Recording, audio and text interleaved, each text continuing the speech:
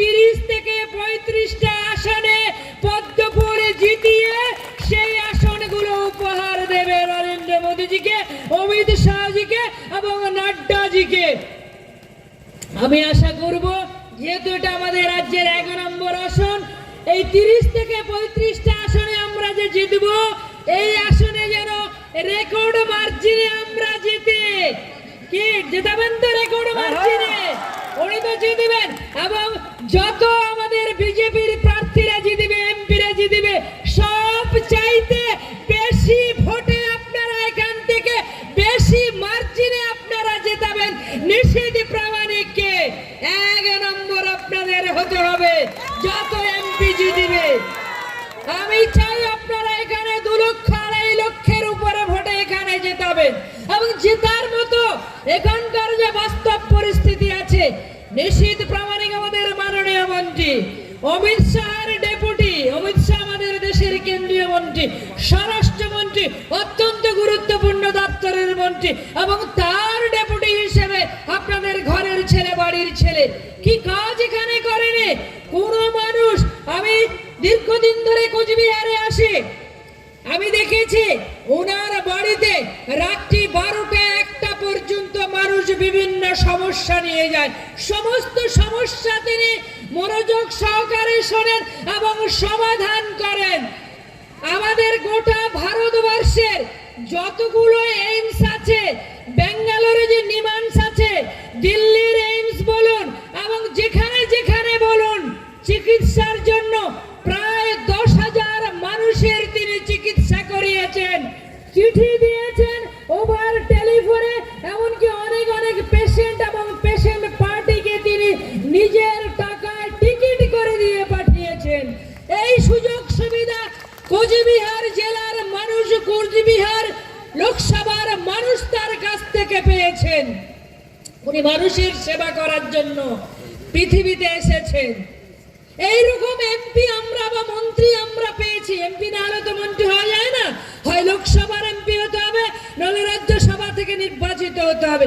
এই লোকসভা থেকে নির্বাচিত করে আপনারা 2019 সালে নিশীথ প্রামাণিককে পাঠিয়েছিলেন দিল্লিতে। অমিত শাহজি, নাড্ডাজি এবং আমাদের সর্বোপরি আমাদের দেশের প্রধানমন্ত্রী মাননীয় নরেন্দ্র মোদীজি আপনাদেরকে পাল্টা উপহার দিয়েছিল, তাকে মন্ত্রী বানিয়ে আপনাদের কাছে পাঠিয়েছিল। আপনারা যেমন তাকে জিতিয়ে নরেন্দ্র মোদীকে উপহার দিয়েছিলেন, তাকেও এখানকার কাজ করবার জন্য মন্ত্রী হিসেবে পাঠিয়েছিল। এখানে একটা আন্তর্জাতিক মানের স্টেডিয়াম করবার কথা রাজ্য সরকার অসহযোগিতা করছে। কোচবিহার রেল স্টেশন আমাদের ভারতবর্ষের 2টো রেল স্টেশন, যেখান থেকে 5 জায়গায়, এখানে 5টা জাংশন থেকে এখান থেকে মুভমেন্ট করা যায়, এখান থেকে রেল চলে, 5 জায়গায় যাওয়া যায় কোচবিহার। এই ক্যাটাগরি স্টেশন এটা। এবং আগামীতে এই ইলেকশনের পর আরো আধুনিক এবং উন্নত মানের এখান থেকে আমরা রেল পরিষেবা পাবো। এখানে রাজধানী দাঁড়াবে, এখানে অনেক কিছু ট্রেন আসবে এখানে, এবং এখানে যে ট্রেন পরিষেবা যেটা আপনারা পাবেন, আরো অনেক কিছু পরিষেবা আপনারা পাবেন। উনি এমপি হিসেবে এমপি লিডের যে টাকাটা পেয়েছেন, সেটাও এই কোচবিহার লোকসভার মধ্যে অনেক জায়গায় সোলার বিদ্যুৎ, রাস্তাঘাট, পানীয় জল, শিক্ষার ক্ষেত্রে ব্যয় করেছেন। সমস্ত রকম উন্নয়ন তিনি করেছেন। যেটা বাকি আছে আগামী দিনে সেই উন্নয়ন করবার জন্য তাকে নির্বাচিত করে আপনারা আবার পুনরায় তাকে দিল্লিতে পাঠান।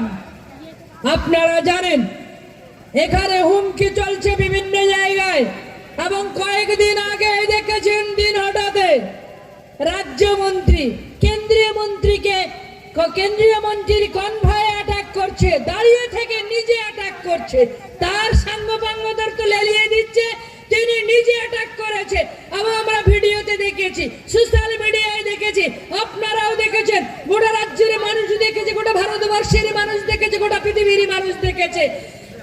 একজন রাজ্যমন্ত্রী কি করে সাহস হয় যে কেন্দ্রীয় মন্ত্রীর কনভয় অ্যাটাক করার? হেরে যাবে। 2019 সালে উত্তরবঙ্গের যে 8টা লোকসভা রয়েছে, 7টা লোকসভাতে পদ্মফুল পাঠিয়েছিল। 7টা লোকসভাতে পদ্মফুলের এমপি জানেন তো?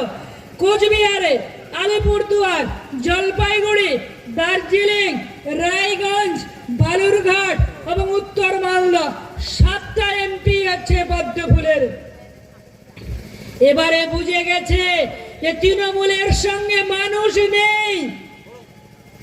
10ই মার্চ কি করলো? কলকাতার ব্রিগেডে বলছে জনগর্জন। ওটা কিসের জনগর্জন? কটা লোক ওখানে ছিল? ওটা তো জনবর্জন হয়েছে, জনগর্জন ওখানে হয়নি। ওখানে লোকেই হয়নি। ওখানে ওই কিছু মানুষ গিয়েছিল ওখানে, বলছে জনগর্জন। আর জনগণ নেই তৃণমূলের সঙ্গে, জনগণ নেই তৃণমূলের সঙ্গে। কিছু এন্টি সোশ্যাল এবং কিছু মস্তান বাহিনী আছে, আর পুলিশ বাহিনী আছে, রাজ্যের পুলিশ বাহিনী। এটা পঞ্চায়েতের ভোট নয় যে দিদির পুলিশে ভোট হবে। এটা দিল্লি থেকে দাদার পুলিশ এসেছে, সেন্ট্রাল প্যারামিলিটারি দিয়ে ভোট হবে। ভোট ঘোষণার আগে সেন্ট্রাল প্যারামিলিটারি আমাদের রাজ্যে এসেছে এবং রুট মার্চ চলছে। শুধু আপনারা দেখবেন প্রত্যেকটা বুথে এবং পাড়ার মোড়ে, রাস্তার মোড়ে বুথটাকে আপনারা সঠিক রক্ষা করবেন। এবং আমাদের যারা ভোটার সবাই যাতে ভোটের দিন সকাল সকাল গিয়ে নিজেদের ভোটার আইডেন্টিটি কার্ডটা নিয়ে গিয়ে পরিচয় পত্রটা দেখিয়ে যাতে ভোটটা পদ্মফুলে দিতে পারে। আপনারা মনে মনে তো সিদ্ধান্ত নিয়েছেন মনের মধ্যে বীজে, আর যখন পদ্মফুলের বোতামটা টিপবেন, এখন তো ইলেকট্রনিক ভোটিং মেশিনে ভোট হয়। বাম দিকে নিশ্চিত প্রামাণিকের নাম থাকবে, কত নম্বরে নাম আছে আমি জানি না, পরে জানা যাবে নমুনা ব্যালট যখন আসবে। বাম দিকে ইলেকট্রনিক ভোটিং মেশিনের বাম দিকে নাম থাকবে, ডান দিকে থাকবে চিহ্নটা।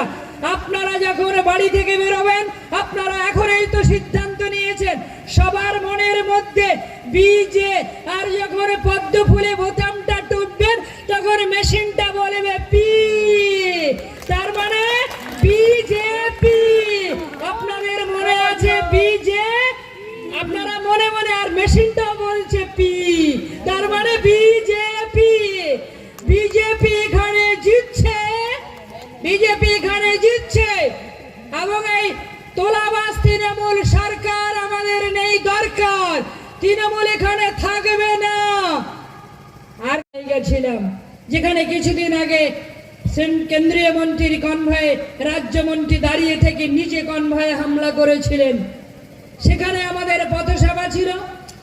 দিনহাটার অনেক ব্যবসায়িক যারা আছেন, যারা বিজনেসম্যান, তাদেরকে হুমকি দেওয়া হচ্ছে যে ভোটটা যেন কি তৃণমূলের পক্ষেই যেন হয় আর কি, বলে বিজেপিকে ভোট দেওয়া যাবে না।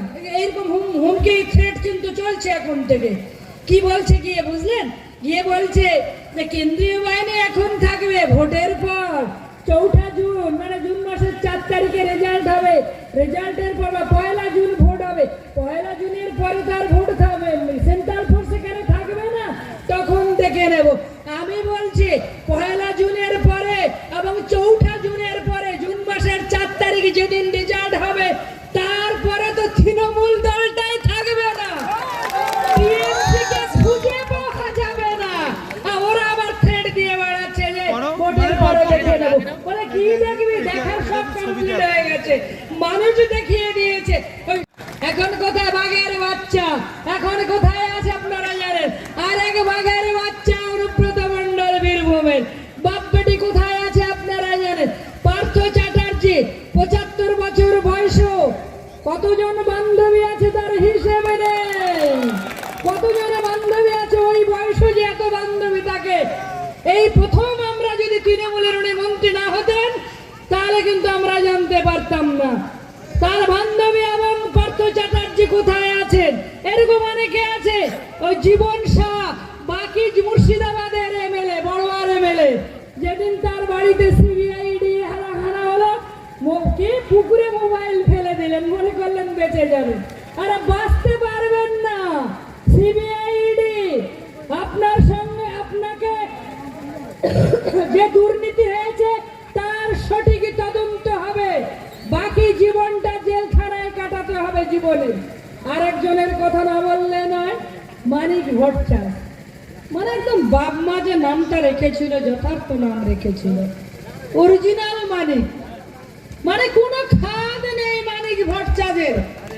প্রাইমারি কেউ উনি জানেন, নদিয়ার একটা বিধানসভার এমএলএ তিনি, প্রাইমারি রাজ্য প্রাইমারি সংসদের তিনি সভাপতি, মানিক ভট্টাচার্য তার নাম। বাম্মা যথার্থ নামটা রেখেছিলেন মানিক, কোনো খাদ নেই, অরিজিনাল মানিক। সব চাকরি বিক্রি করলো। কেমন করে? মুদিখানার দোকানে যেমন চাল ডাল পাওয়া যায়, অন্যান্য কসমেটিক দোকানে, কাপড়ের দোকানে, সমস্ত দোকানে যে সমস্ত জিনিস পাওয়া যায়, ওরা চাকরির দোকান খুলে বসেছিল। খোলা বাজারে চাকরির দোকান খুলে কি বলছে, কি বলছে? দোকান খুলে বলছে কত টাকা দিতে পারবে, বাবার কত টাকা জমানো আছে। টেটের যখন টেট পরীক্ষা হয়েছিল, ভাইবা পরীক্ষাতে কি কি প্রশ্ন করেছিল জানেন? ভাইবাতে জিজ্ঞেস করছে যে আপনার বাবার কত বিঘা জমি আছে, আপনার বাবার ব্যাংক ব্যালেন্স কত আছে, প্রথম দফায় ক লাখ টাকা দিতে পারবেন, চাকরি অ্যাপয়েন্টমেন্ট পাওয়ার পরে কত টাকা দিতে পারবেন। এগুলো হচ্ছে ভাইবার কোশ্চেন।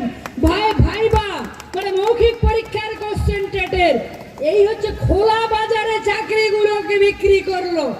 10 লাখ 15 লাখ, হাই স্কুলের গুলো তো 20 লাখ 25 লাখ, তার ঊর্ধ্বে সমস্ত চাকরি খোলা বাজারে বিক্রি করেছে। আর কি বিক্রি করতে আছে বলুন তো?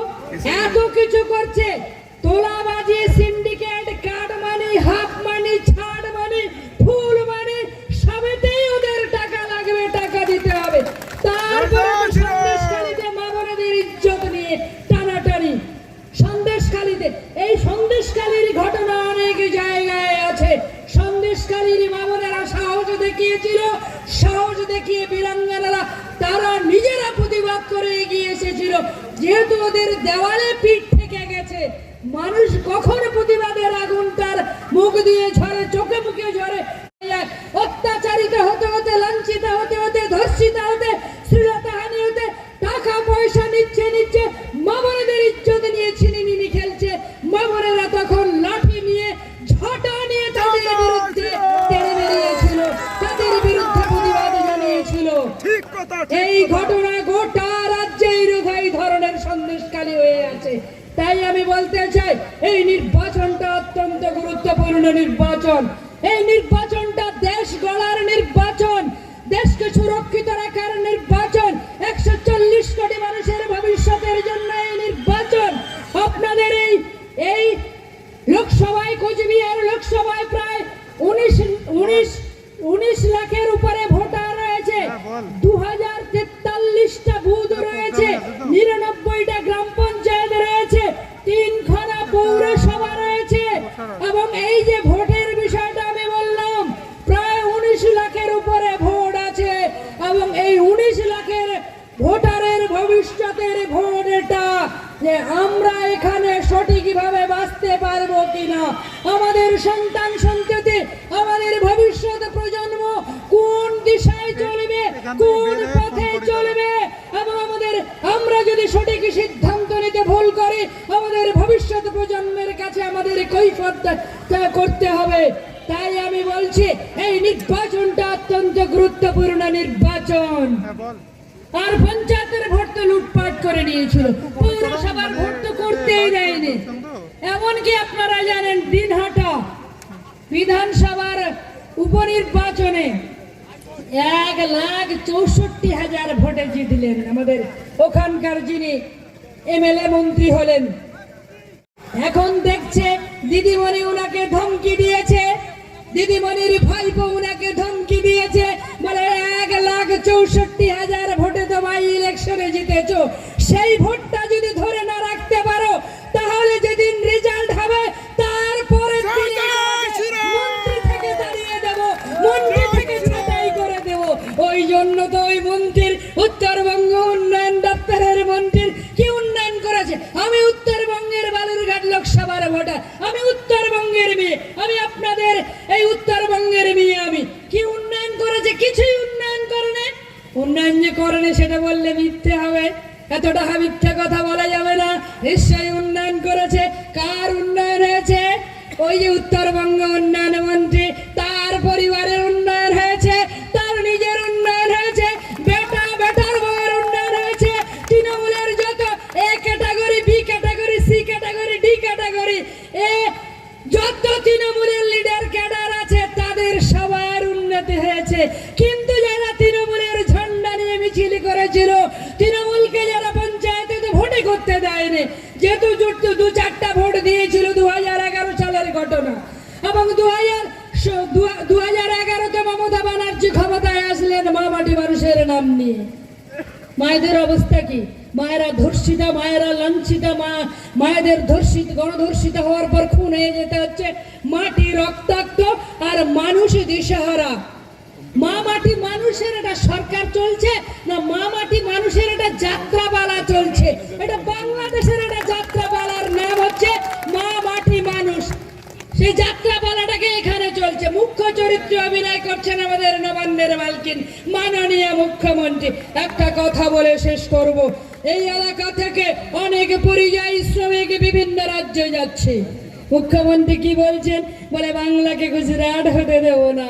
কিন্তু গুজরাট থেকে ইউসুফ পাঠানকে নিয়ে এসে বহরমপুরে ক্যান্ডিডেট করেছে। বলে আপনি বলছেন বাংলাকে গুজরাট হতে দেব না। এই বাংলাতে একজন বহরমপুরে যোগ্য ক্যান্ডিডেট পাওয়া গেল না। যে কোনো ভারতবর্ষের একজন ভোটার যার বয়স 25 বছর, তিনি যে কোনো কেন্দ্রে দাঁড়াতে পারেন। ভারতবর্ষের একদম উত্তরে কাশ্মীর থেকে দক্ষিণে কন্যাকুমারী, পূর্বে কোহিমা থেকে পশ্চিমে কচ্ছ পর্যন্ত ভারতবর্ষের যে আয়তন, যে কোনো সিটে, শুধু সংরক্ষিত সিটে সংরক্ষিত লোককে দাঁড়াতে হবে, যেখানে SC বা ST সংরক্ষণ থাকবে, যে কোনো মানুষে দাঁড়াতে পারে। কিন্তু দিদিমণি নিজেই বলেছিলেন, কি বলেছিলেন? যে বাংলাকে গুজরাট হতে দেব না। কি এমন ঘটনা ঘটলো যে গুজরাট থেকে ওই ইউসুফ পাঠানকে নিয়ে এসে বহরমপুরে ক্যান্ডিডেট করতে হলো? সেজন্য বহরমপুরের অনেক MLA বলছে, মানে মুর্শিদাবাদে জেলার MLA-রা বলছে যে ওখানে তো 22টা MLA সিট আছে, 2টো বিজেপির আর 20টা MLA হচ্ছে তৃণমূল কংগ্রেসের। বলছে 20 জন MLA-র মধ্যে একজনও কি যোগ্য লোক পাওয়া গেল না যাকে লোকসভায় টিকিট দেওয়া যেতে পারত। তার কারণটা কি? তার কারণ ওই যে মহুয়া মৈত্র, কেশবর কৈরি ভাই পিসিমণিকে সন্তুষ্ট করতে পেরেছে, তারাই ক্যান্ডিডেট হয়েছে। বাকিটা আপনারা বুঝে নেন। নির্বাচন কমিশনের ক্যামেরা চলছে, সব কথা এখানে কিন্তু খুলে বলা যাবে না। আপনারা সমঝদার আদমি ইশারায় কাফি, সব বুঝে নেবেন কিছু কথা। তাই বলতে চাই, মহুয়া মৈত্র কৃষ্ণনগরের যিনি সাংসদ পত্তার খারিজ হয়েছিল প্রশ্ন তোলার জন্য, লিপস্টিক ঠোঁটে লাগার জন্য, এবং কি পারফিউম ব্যবহার করার জন্য, দামি ভ্যানিটি ব্যাগ ব্যবহার করার জন্য। তার লোকসভার যে পাসওয়ার্ড, সেই পাসওয়ার্ড তিনি বিক্রি করে দিয়েছিলেন বিদেশি ব্যবসায়ীদের কাছে, বিদেশি বিজনেসম্যানের কাছে। ভারতবর্ষের নিরাপত্তাকে তিনি বেঁচে দিচ্ছেন ঠোঁটে লিপস্টিক লাগাবেন বলে। কোন লিপস্টিক? এই যে সাধারণ বাজারে পাওয়া যায় সেই লিপস্টিক নয়, যেটা মুকেশ আম্বানির বউ 5 লাখ টাকার লিপস্টিক ঠোঁটে লাগায়, সেই লিপস্টিক এর জন্য তিনি ভারতবর্ষের নিরাপত্তাকে বিক্রি করে দিয়েছেন বিদেশি ব্যবসায়ীদের কাছে। এই তৃণমূল কংগ্রেস সবকিছু বিক্রি করে দিতে পারে, এরা নিজের বাপকেও বিক্রি করে দিতে পারে। সেজন্য তৃণমূল কংগ্রেসকে ভোট দেওয়া যাবে না। আর টিএমসিটাকে এখান থেকে হটাতে হবে আমাদের রাজ্য থেকে। 2019 সালে মুখ্যমন্ত্রী ব্রিগেডে দাঁড়িয়ে স্লোগান দিয়েছিল, 2019-এর 19শে জানুয়ারি, আমি তারিখটা বলে দিচ্ছি। কি বলেছিল সেখানে? দুনিয়ার চোর এক হয়েছিল, চোরেরা এক হয়ে স্লোগান দিয়েছিল মুখ্যমন্ত্রী, বলে 2019 বিজেপি ফিনিশ। আমাদের সোশ্যাল মিডিয়ার ছেলেরা পাল্টা স্লোগান দিয়ে বলেছিল, বলে 2019 মমতা ব্যানার্জি বুঝতে পারবে বিজেপি কি জিনিস। রাজ্য থেকে 18খানা এমপি গেছিল দিল্লিতে। আপনারা সেগুলো জানেন, কোন কোন আসন জিতেছিল। কয়েকটা আসন আমরা অল্প ভোটে হেরেছিলাম, সেইগুলো জানেন। বলতে চাই যে এই কোচবিহার লোকসভার সার্বিক উন্নয়ন করবার জন্য নিশীথ প্রামাণিককে কেন্দ্রীয় মন্ত্রীকে পুনরায় জিতিয়ে আপনারা তাকে দিল্লিতে পাঠাবেন। এবারেও তিনি মন্ত্রী হবেন, এবারেও আপনাদেরকে পাল্টা উপহার দেবেন মোদীজি, অমিত শাহজি এবং নাড্ডাজি। একটা কথা তো না বললেই নয়, বক্তৃতা শেষ করবো একটা কথা বলে, তাই তো এরপরে আবার কোথায় জনসভা আছে। উনি আমাদের রাজ্যের পুলিশ মন্ত্রী, 10-12টা দপ্তর ওনার কাছে আছে, 10-12টা কেন 22টা দপ্তর থাকলেও আমাদের আপত্তি নেই, টিএমসির ব্যাপার, তাই তো। তো রাজ্যের পুলিশ মন্ত্রী 14 মার্চ সন্ধ্যার একটু আগে তার নিজের বাড়িতে কপাল ফাটালেন। কপাল ফেটে রক্ত বেরিয়ে পড়ছে, তার কপাল দিয়ে, নাক দিয়ে, মুখের মধ্যে রক্ত ঢুকে যাচ্ছে। এতদিন তো অন্যের রক্ত খেয়েছেন, বিজেপিকে মার্ডার করেছেন, অন্যান্য যারা দলের সমর্থক তাদের মার্ডার করে রক্ত খেয়েছেন। এখন এমন দুর্দিন এসেছে, এমন অসহায় অবস্থা যে নিজের রক্ত নিজেই খাচ্ছে, নিজের মাথা ফাটিয়ে নিজের রক্ত নিজেই খাচ্ছে। বাড়িতে একটা লোকও ছিল না, যে শাড়ির আঁচল দিয়ে, আমরা তো দেখেছি সোশ্যাল মিডিয়াতে, টিভির পর্দায় যখন এসএসকেমে নিয়ে যাচ্ছে তখন তো সেন্সলেস অবস্থা, মানে আছে কি নেই বোঝা যাচ্ছে না, নিঃশ্বাস আছে কি নেই বোঝা যায় না। চোখ বন্ধ করে উনি স্ট্রেচারে শুয়ে আছেন, ভালো কথা, রক্তটা তার মুখের ভেতরে যাচ্ছে। বাড়িতে কি একজন লোক নেই? তিনি জেড প্লাস নিরাপত্তা পান, যে মুখ্যমন্ত্রী যিনি জেড প্লাস নিরাপত্তা পান, যিনি রাজ্যের পুলিশ মন্ত্রী, তার নিরাপত্তা যদি তার বাড়িতেই না থাকে, তাহলে রাজ্যের 10.5 কোটি মানুষের নিরাপত্তা কোথায়? তৃণমূলের গুন্ডা বাহিনীরা এখন থেকে মস্তান বাহিনীরা দাপিয়ে বেড়াচ্ছে, খুন খারাপি বিভিন্ন জায়গায়। ওই যে আমাদের খড়গপুরে যেখানে আমাদের হিরণ চ্যাটার্জি দাঁড়িয়েছে, ওখানে পিংলাতে একটা ছেলে খুন করে দিয়েছে তৃণমূলের গুন্ডা বাহিনীরা। তাহলে নিজের রক্ত নিজেই খাচ্ছে, শাড়ির আঁচল দিয়ে রক্তটা মুছাবার কাউকে পাওয়া গেল না বাড়িতে। তার নিরাপত্তা রক্ষীরা কোথায় ছিলেন? তার বাড়ির লোকজন কোথায় ছিলেন? কেন একজন মুখ্যমন্ত্রীকে অসহায় অবস্থায় তার কপালের রক্ত চুইয়ে চুইয়ে পড়বে, তুলো দিয়ে একজনকেও পাওয়া গেল না তার রক্তটা মোছাবার, তাই তো?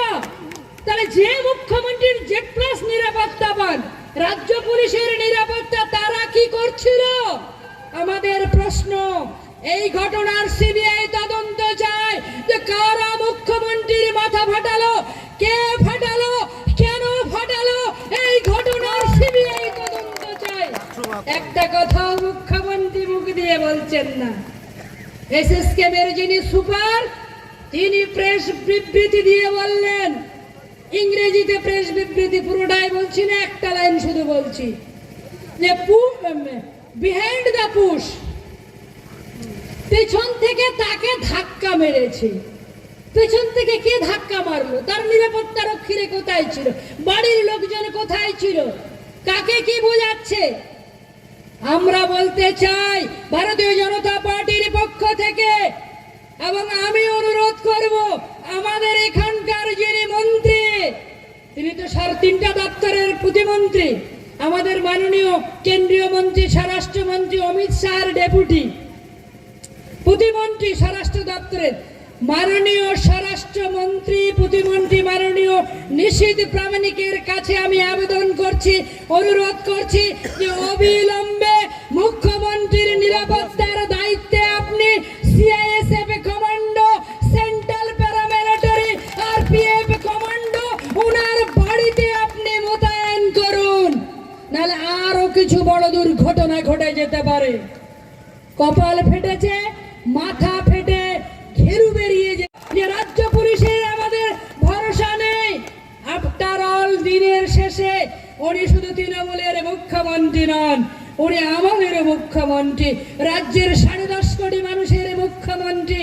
তার অভাবে মাথা ফাটবে, তিনি নিজের রক্ত নিজেই খাবেন, এটা তো দেখে আমাদের ভালো লাগছে না। অবিলম্বে ওনার বাড়িতে কেন্দ্রীয় বাহিনীর নিরাপত্তা উনাকে দেওয়া হোক। তার কারণ 14ই মার্চ 2021 সালের নন্দীগ্রামে ওনার ওখানে ঠ্যাং ভেঙেছিল, আপনারা জানেন। ভাঙা ঠ্যাং নিয়ে 294টা বিধানসভাতে গেছিল, বলেছিল আমি 294টায় কেন্দ্রের উনি প্রার্থী, বিধানসভার উনি প্রার্থী, বলছে 294টা কেন্দ্রে আমি প্রার্থী। ভাঙা ঠ্যাং, হুইল চেয়ার। এই 14ই উনার কপাল ফাটার আগে হুইল চেয়ারটা ভালো করে মুছে টুছে রেখেছিল। আমরা তো সবাই পায়ের দিকে তাকিয়েছিলাম যে পায়ে এবার কিছু হয় নাকি, পায়ে হয়নি, ঠিক করে কপালে হয়ে গেছে। কপালটা ফেটেছে মানে অরিজিনালি কপালটা ফাটবে। এবারে আর তৃণমূলের সেই এমপিরা আর জিতবে না। তৃণমূলের পরিস্থিতি শোচনীয়। আগেই তো মুখ্যমন্ত্রীর কপাল ফেটেছে, নিজে নিজেই কপাল ফাটিয়েছে। ভোটের আগে, প্রত্যেকটা ভোটের আগে উনি নাটক করে সহানুভূতির ভোট নিয়ে জেতার চেষ্টা করে। যেদিন রেজাল্ট হয়েছিল বিধানসভার 2021 সালের, সঙ্গে সঙ্গে হুইল চেয়ার থেকে উঠে দাঁড়ালেন, পা ভালো হয়ে গেল। পিসি সরকার জাদু ম্যাজিশিয়ান, পিসি সরকার বিখ্যাত জাদু, শুধু ভারতবর্ষের জাদুকর নয়, উনি ওয়ার্ল্ড ফেমাস, মানে বিশ্ববিখ্যাত জাদুকর। এ তো পিসি সরকারের জাদু ওর কাছে ফেল মারবে, এমন জাদু দেখিয়ে দিল। তো সেরকম আরো কোন ঘটনা আপনাদের এখানে প্রথম দফায় ভোট, আরো যে কোন ঘটনা ঘটাবে, কি করবে, সবচাইতে আপনারা সজাগ সচেতন থাকবেন। আমি যারা বুথ সভাপতি এখানে আছে, মন্ডলের যারা কার্যকর্তা আছে, আমাদের মোর্চার থেকে, মাদারের থেকে সমস্ত কর্মীদের ভোটে জিততে গেলে প্রত্যেকটা কর্মীর ভূমিকা আছে। সমস্ত কর্মীর কাছে, কার্যকর্তার কাছে আমার বিনীত অনুরোধ, বিনীত আবেদন যে 19 তারিখ পর্যন্ত আপনারা অতন্দ্র প্রহরীর মতো নিজেদের বুথগুলোকে রক্ষা করুন এবং আপনারা